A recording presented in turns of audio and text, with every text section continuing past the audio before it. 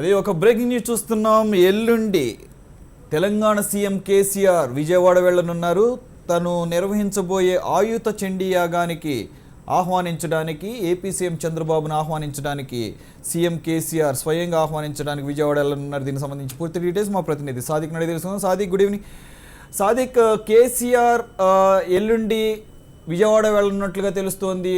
ఆయన ఒక్కరోజే ఉంటారా? ఆయన పర్యటన వివరాలు ప్లీజ్.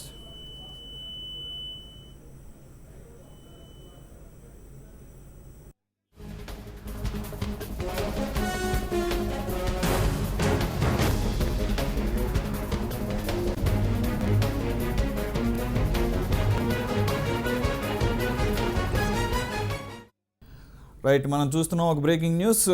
సీఎం కేసీఆర్ ఎల్లుండి మరోసారి విజయవాడ వెళ్ళనున్నట్లుగా తెలుస్తోంది.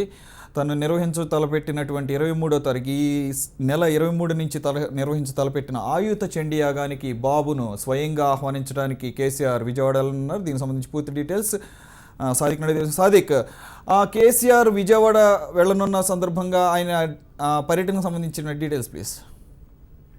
సురేష్, ముఖ్యమంత్రి కేసీఆర్ సోమవారం రోజు విజయవాడ వెళ్ళనున్నారు. ఆయుత మహాచండీ యాగానికి రావాలని చెప్పేసి ఆంధ్రప్రదేశ్ ముఖ్యమంత్రి చంద్రబాబు నాయుడు కుటుంబానికి ఆహ్వానాన్ని అందించున్నారు. ఇప్పటికే ముఖ్యమంత్రి కేసీఆర్ దేశంలోని ప్రముఖులందరికీ ఇన్విటేషన్ ఇవ్వడం జరిగింది.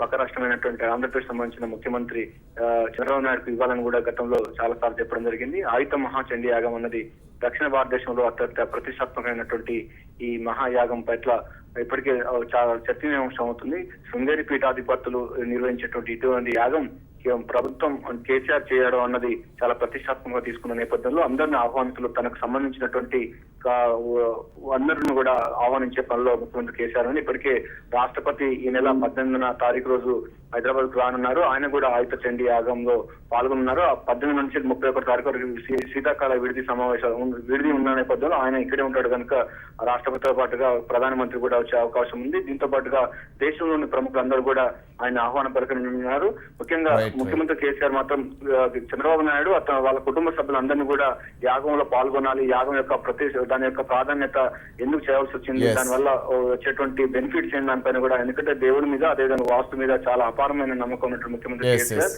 తనకు సంబంధించిన అందరికి కూడా యాగం ప్రత్యేకత చేయవలసినటువంటి కార్యక్రమాలన్నీ కూడా ముఖ్యమంత్రి కేసీఆర్ చంద్రబాబుకు వివరించే అవకాశం ఉంది. సోమవారం ఉదయమే. Okay, right, thank you Sadiq. Madhya Pradesh CM Shivraj